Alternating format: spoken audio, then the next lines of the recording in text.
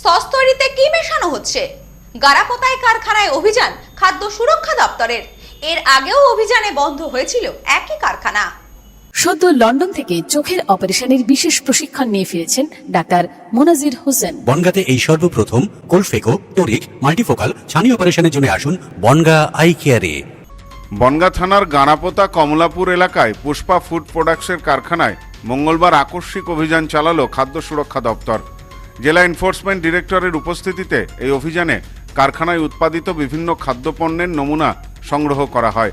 পরে সেগুলি পরীক্ষার জন্য অনুমোদিত পরীক্ষাগারে পাঠানো হবে বলেও দপ্তর সূত্রে জানা গেছে।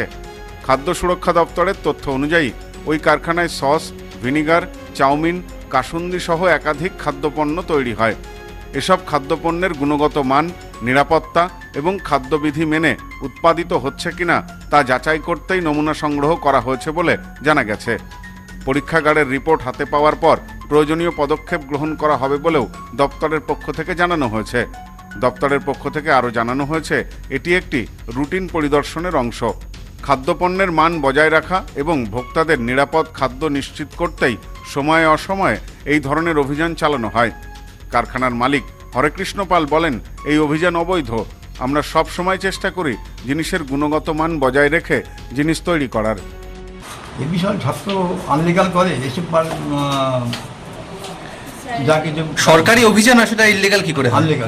আনলিগাল কোনো উইজার নোটিশই আছে কোনো আজকে যেমন ফুড এসছে উনি আনলি হয় ওনারা এসে মনোজকে চলে এসছে। এর আগেও তো দেখা গেছে দু একবার কারখানার কাজ বন্ধ থেকেছে। ওই তো কারখানা উইজার নোটিশই চলে এসে বন্ধ করে দিয়েছে। কি নাম আপনার? আমার নাম হরেকৃষ্ণ পাল। কি কি তৈরি হয় এই কারখানায়? কাসুন্দি, সস। সেগুলো কি গুণগত মান বজায় রেখে তৈরি হয়? আমরা যত চেষ্টা করি আমরা কোনো রকম ভুল করি না। তবে এই ঘটনাকে ঘিরে রাজনৈতিক বিতর্কও তৈরি হয়েছে এলাকায়। বিজেপির অভিযোগ, সংশ্লিষ্ট কারখানায় নিম্নমানের কাঁচামাল এমনকি কেমিক্যাল ব্যবহার করে পচা কুমড়ো ও আলু দিয়ে সস সহ অন্যান্য খাদ্যপণ্য তৈরি করা হয়। তাদের দাবি, অতীতে একাধিকবার এই কারখানায় প্রশাসনিক অভিযান চালানো হয়েছিল এবং একসময় কারখানাটি বন্ধও করে দেওয়া হয়। বিজেপির আরও অভিযোগ, পরবর্তীকালে তৃণমূলের প্রভাবশালী নেতাদের মদতে এবং আর্থিক লেনদেনের মাধ্যমে কারখানাটি ফের চালুর অনুমতি দেওয়া হয়েছে। মালিক একই থাকলেও কারখানার নাম বদলে দিয়ে চলছে কারখানা।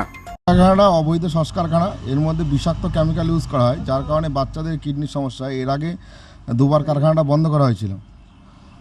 তারপরে 21 সালে লাস্ট এটা বন্ধ হয়, তখন ছিল পুষ্পা ফুড প্রোডাক্টস।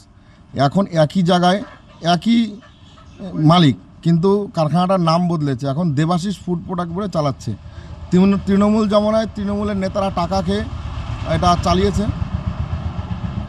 সেই অভিযোগের প্রেক্ষিতেই এবার নতুন করে খাদ্য সুরক্ষা দপ্তরের অভিযানকে ঘিরে জোর চর্চা শুরু হয়েছে এলাকায়।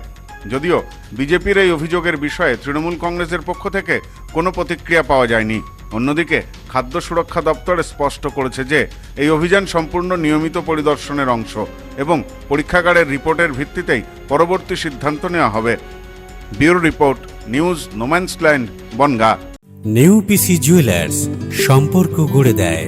বনগাঁতে আমাদের 3টি শোরুম প্রতিদিনই খোলা।